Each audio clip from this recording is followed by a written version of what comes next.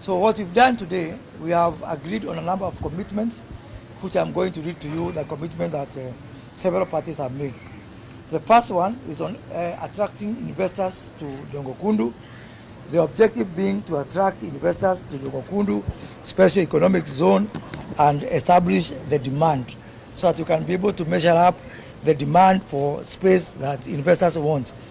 And in this regard, we have agreed to advertise for expression of interest in the local and international media to attract investment in the 13 key sectors as follows. One is on agro-processing industries. Second is oil and gas industries, and both upstream and downstream. The third one is on petrochemical industries. Fourth one is on green energy and renewables. The fifth one is on blue economy.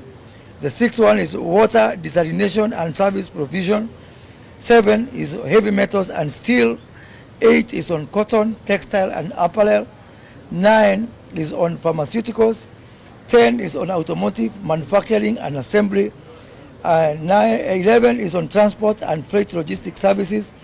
12 is on warehousing, cargo bulk breaking and consolidation services. And number 13 is on business support services. And we have given ourselves a timeline by 31st of January 2023, this will be done. The responsibility for this lies with the State Department for Investment Promotion, and the PS is right here. And also he's going to work with the Special Economic Zone Authority. We've also touched on the issue of land, and we have given ourselves an objective to avail titled land for resettlement, development, and investment. And the action here is that we are going to amalgamate the 4 Dongokundu title deeds, subdivide and title for port development, special economic zone development, and resettlement of the project affected persons or PAPs. And again, we have a deadline for that. We've given ourselves up to 31st of March 2023 to complete this exercise that will be spearheaded by the national government administration officers. And of course, they are going to work with other relevant authorities, being the State Department for Lands and Physical Planning, National Lands Commission, the County Government of Mombasa, the County Assembly of Mombasa, and the local elected leaders, members of parliament and senators from Mombasa are also going to be involved in this particular exercise. From there, we've talked about the issue of resettlement and compensation of the project affected persons, PAPs, and we've given ourselves the objective to avail land for resettlement and compensation. The money is already released for the PAPs, but from the Kenya Ports Authority, they have already, that money is sitting with the National Land Commission, and they have confirmed that. So we are going to subdivide 384 acres into parcels and title for resettlement of 1,654 PAPs, complete compensation award and payment to 1,582 PAPs who have got development already on the land. So we expect this exercise to be completed fully by that 1st of March. We expect His Excellency the President to come here before that date to actually launch the giving out of the title deeds to the affected persons whom we are going to resettle latest by that 1st of March 2023, if not earlier. So this exercise is going to be led by the National Government Administration Officers, and again, they are going to work with the State Department for Lands and Physical Planning, the National Land Commission, County Government of Mombasa, the County Assembly of Mombasa, and local elected leaders being MCAs, MPs, senators from this region are all going to be involved. We've also touched on the issue of water, and we've identified the objective to avail water for construction and operations. In this regard, the County of Mombasa is going to commence design, bidding, drilling of boreholes, and to construct water pumps, storage and supply to investors awaiting completion of supply from 2 dams, from the 2 projects, that is Tiwi in the 2nd phase and Mwache Dam in the 3rd phase. So the availability of water from Tiwi and Mwache will come later. That will not stop the project from starting.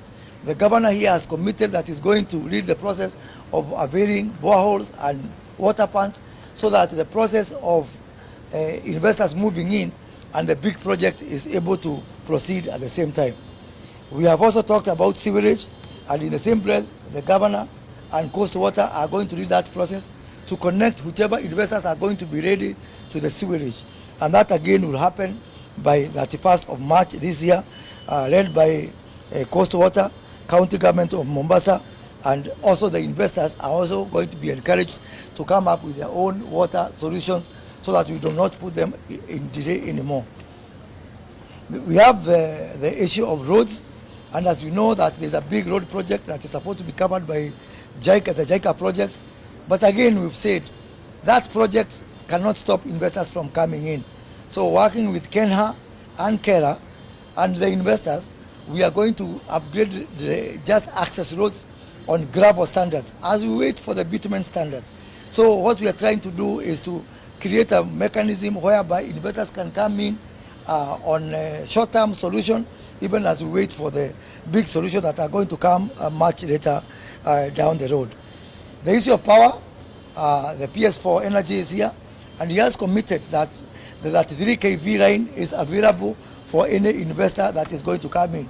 This is even as we work on the bigger project of a transmission line from Miritini, and also, as I've mentioned before, the part of the project that we are asking for expression of interest include green energy, hydrogen energy, and we expect that some investors are going to come in and start generating energy right in Dogokudu for provision to the other people within the project. But even as we do that, there's no reason for the project not start for power, and we have gotten that commitment from none other than PS Energy. Then on number 7 is on the issue of port, and on the issue of port, as you know, Kenya Ports Authority has already tendered for the project to build the berth in Dogokundu, but we are saying again that project completion cannot stop the project from going on. The port of Mombasa, as currently exists, has got enough capacity to service Dogokundu in the first phase before the berth is completed. So using road transport, we are going to link any containers and any cargo that needs to move to Dogokundu using the Mombasa port. So that again enables us to fast track the project immediately. So in conclusion, we have said that we are going to do all these short-term measures even as we wait for the bigger projects, and we expect Dogokundu to be fully operational by 1st of July 2023. Other projects will continue all the way to 2025, but that will not stop investors from moving in, and we expect that by July it's going to be a beehive of activity, thus cutting short by 3 years project that was supposed to start by 2026. According to the original design, investors were supposed to move in 2026.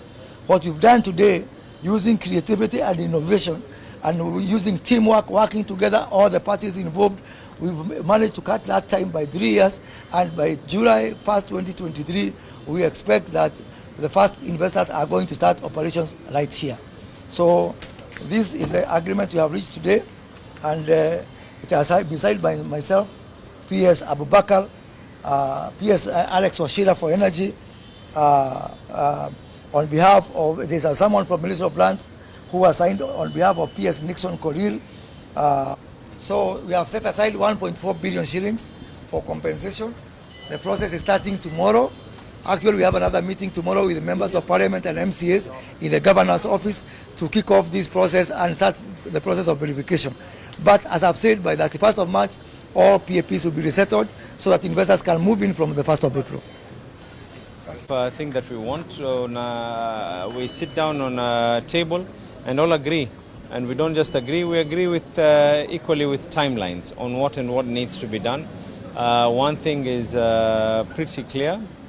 On the part of the county government of Mombasa, we are going to assist in the part of the survey.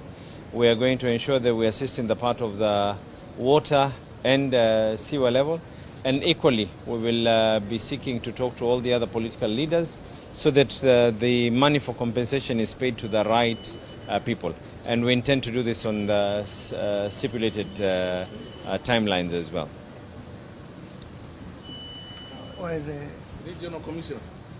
We've agreed on the timelines And as a national administration, as an enabler for this project, we are ready for it, and we are going to give it the due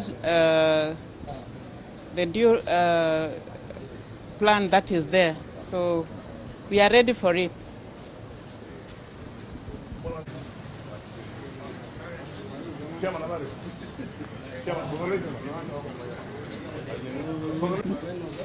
Mko sawa?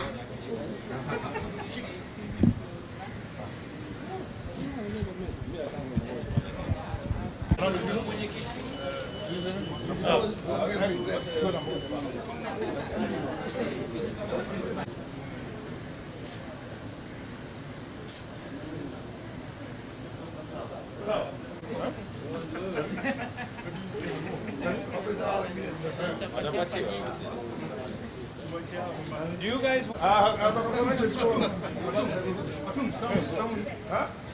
No, it's okay. We'll do it for me. Mko sawa? County of Mombasa, Abdulswamad has also appended his signature to this document.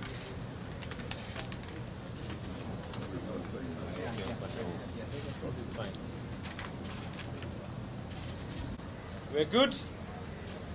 Sawa. No, mine is just to.